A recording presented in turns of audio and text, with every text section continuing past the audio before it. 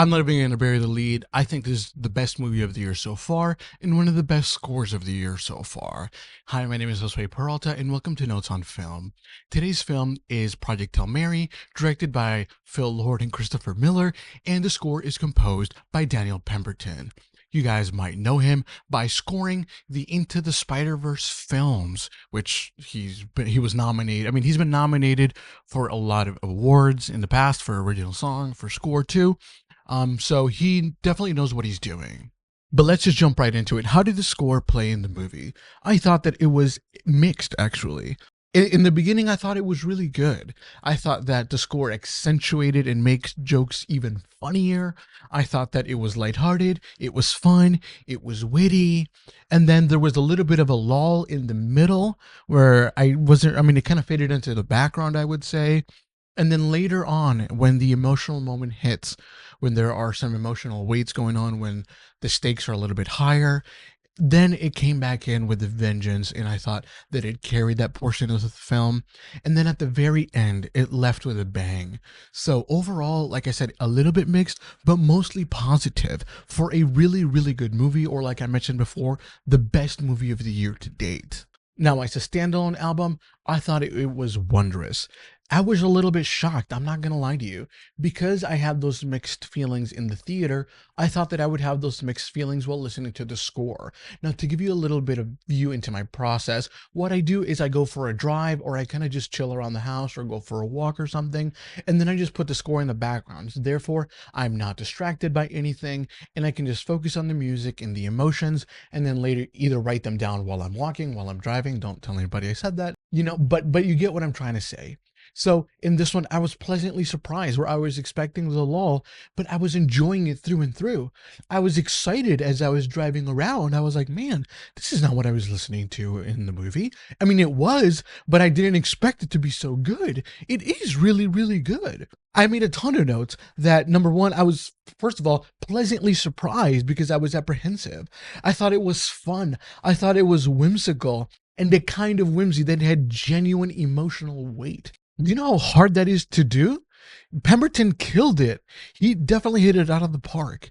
I found a genuine delight in this one, and the way that how he went about things, how he was learning things, Grace was, and how he tackled all of his problems. I thought it was genuinely delightful instead of condescending or satirical. I made a point that or later on, which I guess I'll mention now, is that some of the scores, or sorry to say, some of the songs reminded me of Marty Supreme in the fact that it was using unusual instruments and in the cadence and things like that.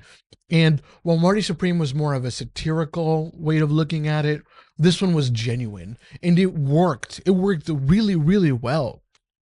This one had what I wrote, deliberately playful palette of just palette is, I know, is a visual term, but but you know what I mean. Like in the beginning, even the choir was used to comedic effect a little bit. Then it got more serious, but in the beginning, I thought it added to the comedy, and I was like, "Whoa, what are we doing? This is really good. This is very, very creative." I thought. Again, that playful part cannot be understated.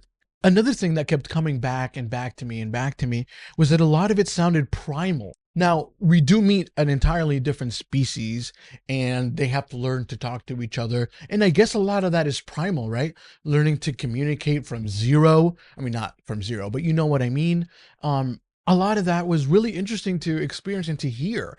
All I could picture was somebody hitting the drums with the hands. You know what I'm talking about? I had to look it up. I guess they're like bongos, right? Like the bongos or tongas or something like that.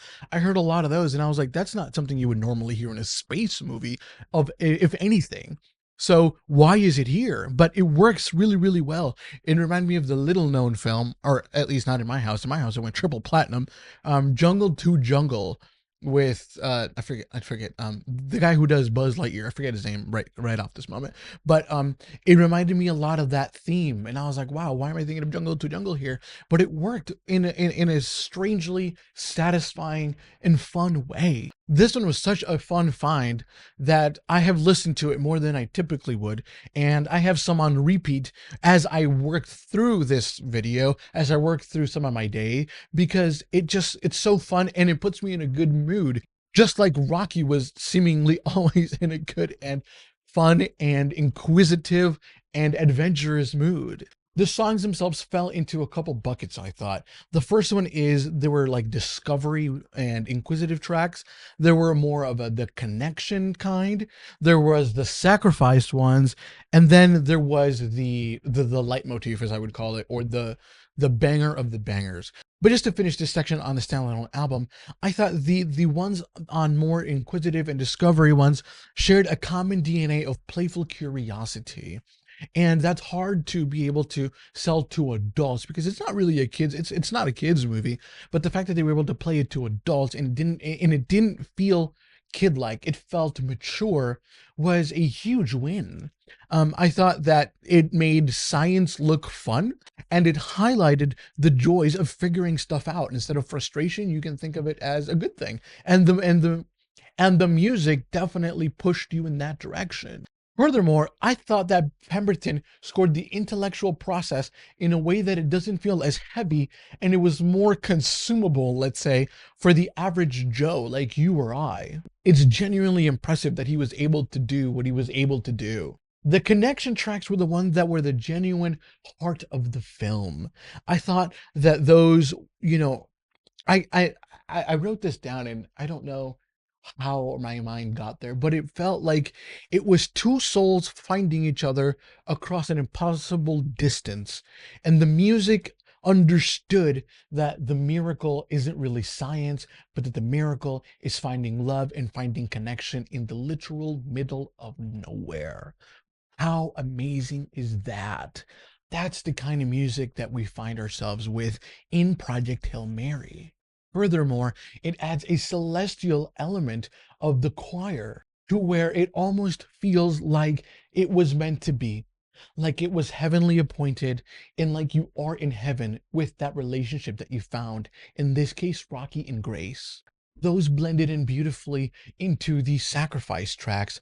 Those ones were the ones that paid off the emotions that we built in the connection ones, because he used the first part of the film to set up some stuff, and here a lot of it is being paid off. Here are the ones where we see Rocky's sacrifice, the one where Grace has to leave, and things like that, to where it feels like you don't want these two souls who have just found each other to separate because they have built such a beautiful friendship. The last one that I have on here as my favorite part of this section, or if I'm sectioning them off here, are both named the exact same thing because I feel they are the leitmotif. And if you want to hear what this movie is about or what it's like, just listen to these two tracks and you'll be able to do it. Coincidentally, they have the same name, bar a sub-naming of them. The name is Amaze, Amaze, Amaze, Fist My Bump, and Amaze, Amaze, Amaze, Life Unarid. This is the core of the film, and these are the ones that I have on repeat, one after the other. I've made a playlist where it's just one after the other, and I just replay the playlist over and over because they sound similar, but they're not. They're a little bit different, but they are so good that they motivate me to be good at what I'm doing and to have fun at what I'm doing, whether I'm enjoying it per se or not. Which leads me to my last part, which are the bangers. There were a lot of them. I can't go into all of them just for sake of time, but I'll just go ahead and name them out just so you can understand the kind of quality that we're working here. In the Discovery umbrella, let's say, I really liked Box in a Box. That one has been on repeat. Erratic Maneuver is really fun and whimsical. I thought Centrifuge was whimsy, spacey. I put wonder in all caps, just literal wonder, exclamation point. I heard hopeful and learning to communicate. I thought that one was, again, fun, whimsy. Those two words I repeated a ton, over and over and over. It was a little silly, making science fun, hope, an exclamation point, and something longed for has been found. That was awesome. And that connection that Grace didn't find on Earth, he found here. And he didn't expect it to find it here. He expected to find problems, but he found a solution, not just to the planet, but for him and the internal things that he was going through. This was the culmination of that arc, and it was awesome to hear. Under the connection umbrella, I really liked a moment, which I wrote as the emotional culmination, although I said that about the earlier one too. I thought that the choir was heartfelt, and it felt like some sort of success. The other one here is Connection, which felt like two long souls finding each other as if it were meant to be, as if it were inevitable. And like I mentioned before, the choir made it seem like it's a match made in heaven. And that inevitability is shown on screen, and you can feel it in the emotions through the score. Under the Sacrifice umbrella, there were a ton. There was Life is Reason, which is motivating. I thought it was heartful, yearning, powerful. It gave me belief in myself. It felt resolved and choosing to make a sacrifice, making one last push, like you can do it. And if Grace can do it, who was a loser per se, then I can do it, who I'm a loser per se. There was also Grace Go Home, which is a reprise of the above, but worth a mention. There was Time to Go Fishing, which had some horror elements, a good introductory of horror elements. I conveyed danger really well, overcoming, and it had whispers of Interstellar with a ticking clock. I know a lot of people compared this to Interstellar when they were selling the film, but if it did have an Interstellar moment, it was this one with the ticking clock during Time to Go Fishing, and it had a majestic ending, really, really well done. Rocky's Sacrifice had a heartfelt finality to it. I heard a funeral, overwhelmingly sad, I also put. For the Gravitational Aftermath, I heard a lot of yearning, I heard a heartbreak, and I heard love in there as well. In Goodbye, My Friend, I heard a resolution and a heartfelt goodbye, and it felt full and it felt complete. Like, even though we were never going to see each other again, wink, wink, nod, nod, it was going to be okay. And then lastly, the two best of the entire album were, like I mentioned before, Amaze, Amaze, Fist My Bump, and Amaze, Amaze, Life on Arid. Both were upbeat, both were witty, triumphant, chill, fun, innocent, hopeful, enriching. Wow, that's a good word. I don't know how I found that in there, but it felt enriching and it felt silly.